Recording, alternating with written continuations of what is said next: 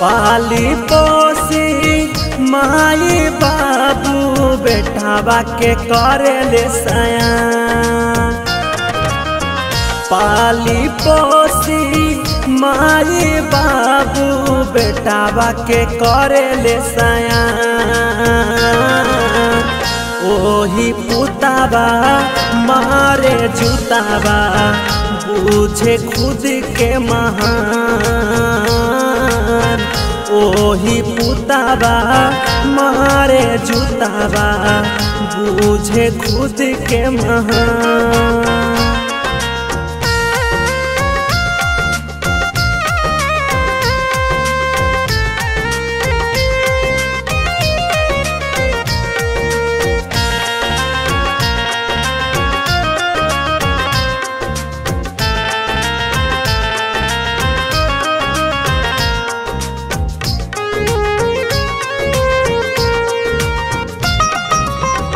पढ़ के किताबिया बोले बड़े बड़े बोलिया, भूलिए के सभे संस्कार हो।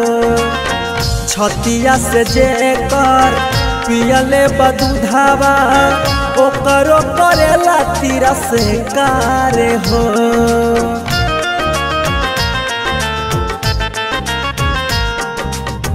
पढ़ के किताबिया बोले बड़े बड़े बोलिया, भूलिए के सभे संस्कार हो।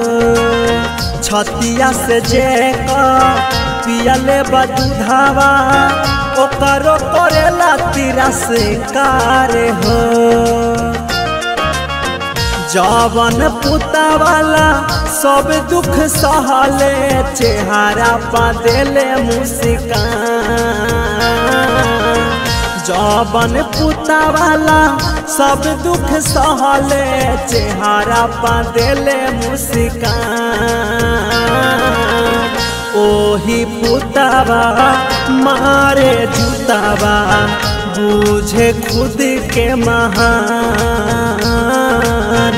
ओही पुतावा मारे जूतावा बुझे खुद के महान।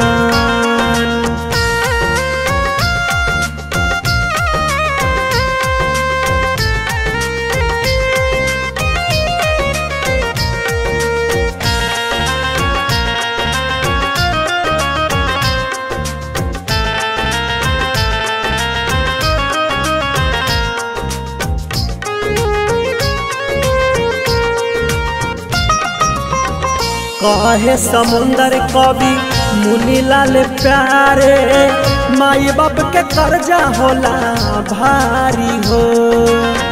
पुतावा कपूत काहे जग में हो जाले, माई बाप के देत बारे गारी हो।